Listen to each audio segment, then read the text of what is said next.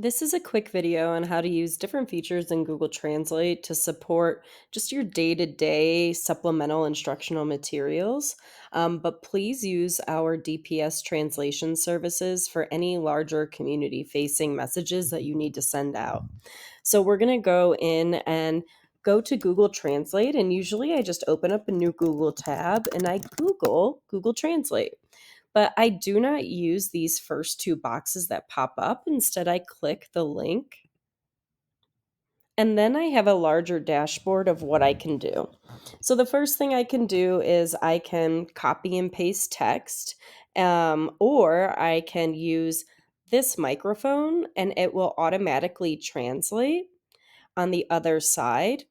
And if I hit stop, then I can have the other person that I'm communicating with read over here, or you can hit this button to listen and it will read it out loud for you.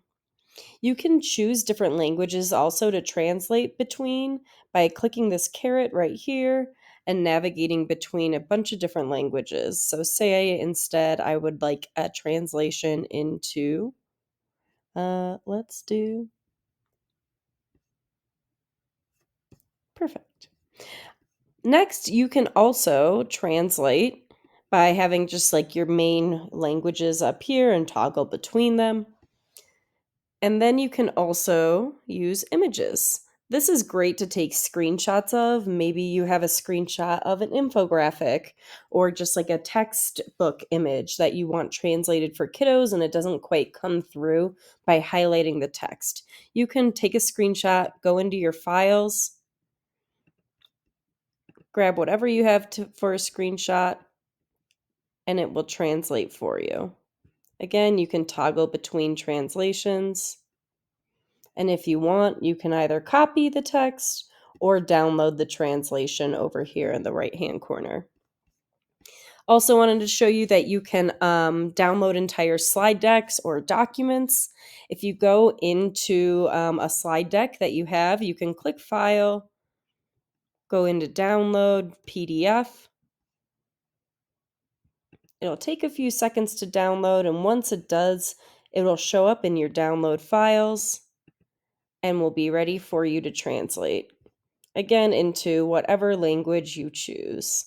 And it'll take a few seconds, and then it'll have you download a separate file to then be able to share with your students. And I can open it here, and here's my translated slide deck. Last thing is websites. You can go into any textual website that doesn't really have a login firewall blocker. So, for example, Wikipedia informational text, I'm just going to copy the URL and paste the website URL into Google Translate, and it will pop up a translated version for me.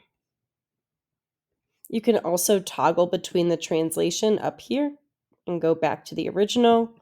Or if you want a different language, you have your entire language bar up here as well. This is